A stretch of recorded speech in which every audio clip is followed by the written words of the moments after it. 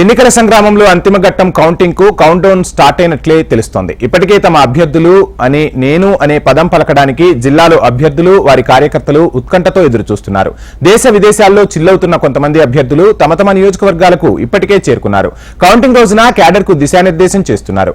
ఇప్పటికే జిల్లాలోని 10 నియోజకవర్గాల అభ్యర్థుల గెలుపోటములపై కోట్లాది రూపాయల బెట్టింగులు జరుగుతున్నాయన్న ఊహాగానాలు వెలువడుతున్నాయి. ఈ నేపథ్యంలో అభ్యర్థులు క్యాడర్ రోజులు గంటలు లెక్క పెట్టుకుంటున్నారు. జిల్లాలోని 10 నియోజకవర్గాల్లో అభ్యర్థులు క్యాడర్లో టెన్షన్ మొదలైపోయింది. క్షణముఖ యుగంలా కాలం గడుపుతున్నారు. పైకి మేకపోతు గాంభీర్యం ప్రదర్శించిన అభ్యర్థుల్లో క్యాడర్లో తెలియని భయం మొదలైందనే టాక్ వినిపిస్తోంది. టీ షాపుల వద్ద, గ్రామాల్లో రచ్చబండల వద్ద ఏ నలుగురు కలిసినా ఇదే చర్చ సాగుతోంది. ఇప్పటికే కౌంటింగ్ ఏజెంట్ల కోసం ఇరు పార్టీలు కుస్తీలు పడుతున్నాయి. ఏజెంట్ల ఎంపిక విషయంలో ఇరు పార్టీలు ఆచితూచి వ్యవహరిస్తున్నాయి. ఫామ్ 18 సబ్మిట్ చేయడానికి వెనకాడుతున్నారు. అభ్యర్థుల పిఏలు, అనునయులు కౌంటింగ్ ఏజెంట్ల వివరాలను సేకరిస్తూ ఆధార్ కార్డు ఆధారంగా పోలీస్ స్టేషన్లో వారిపై గతంలో కేసులు ఉన్నాయా లేవా, ఉంటే వాటిని ఎలా రిమూవ్ చేయాలన్న దానిపై దృష్టి సారించినట్టుగా తెలుస్తోంది. వారి వివరాలను పోలీసు హెడ్ క్వార్టర్లకు పంపడానికి ఇప్పటికే పోలీస్ స్టేషన్లలో వివరాలు సేకరిస్తున్నారు. ఇదిలా ఉంటే ఇప్పటికే పోలీసులు జిల్లాల్లో పలుచోట్ల కవాతులు, కార్డన్ సెర్చ్లు, చెక్ పోస్టులు ఏర్పాటు చేశారు. జిల్లా యంత్రాంగం కౌంటింగ్ కేంద్రాల వద్ద పకడ్బందీ ఏర్పాట్లు చేసింది.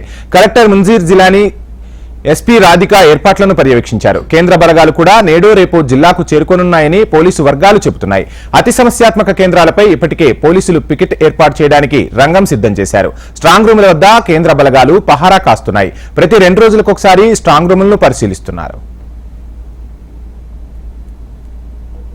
పోలింగ్ సమయంలో టెక్కలి, నర్సన్నపేట నియోజకవర్గంలోని కొన్ని గ్రామాల్లో చెదురుమదురు ఘటనలు జరిగాయి. కానీ ఆముదాల వలస నియోజకవర్గంలోని గోకర్ణపల్లి, కుద్దిరాం గ్రామాల్లో జరిగిన ఘటనలతో జిల్లాలో గ్రామీణ ప్రాంత ఓటర్లు భయాందోళన వ్యక్తం చేస్తున్నారు. ఇప్పటికే జిల్లాలో 40 మంది రౌడీ షీటర్లపై బైండోవర్ కేసులు నమోదు చేసినట్లు పోలీసులు తెలిపారు. పాలకొండ నియోజకవర్గంలో టెక్కలిలో పోలీసులు కార్డన్ సెర్చ్ లో ఎటువంటి పత్రాలు లేని బైకులను స్వాధీనం చేసుకున్నారు. ఒడిశా సరిహద్దుల వద్ద పటిష్ట బందోబస్తు కూడా నెలకొల్పారు. జిల్లాలో 23 లక్షలకు పైగా ఓటర్లు ఉండగా 17,60,572 మంది ఓటు వేశారు. అందులో 9 లక్షలకు పైగా మహిళా ఓటర్లు ఉండడంతో ఈ ఓట్లు తమకే అంటే తమకే అనే ధీమాతో ఇరు పార్టీల నాయకులు ఉన్నారు.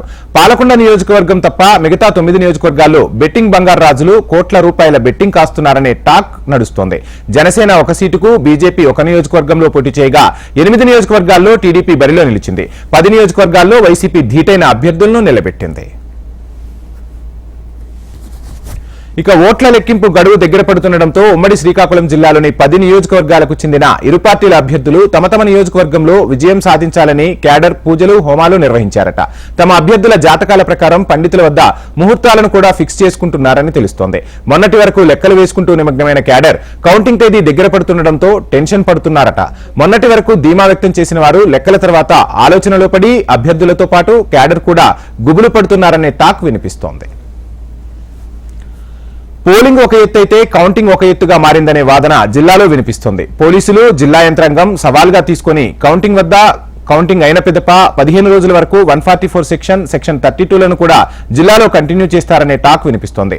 అనుమానం వచ్చిన ఇళ్లలో సోదాలు నిర్వహిస్తారని సమాచారం. ఏది ఏమైనప్పటికీ జూన్ 4వ తేదీ వరకు టెన్షన్తో ఉండాల్సిందే మరి.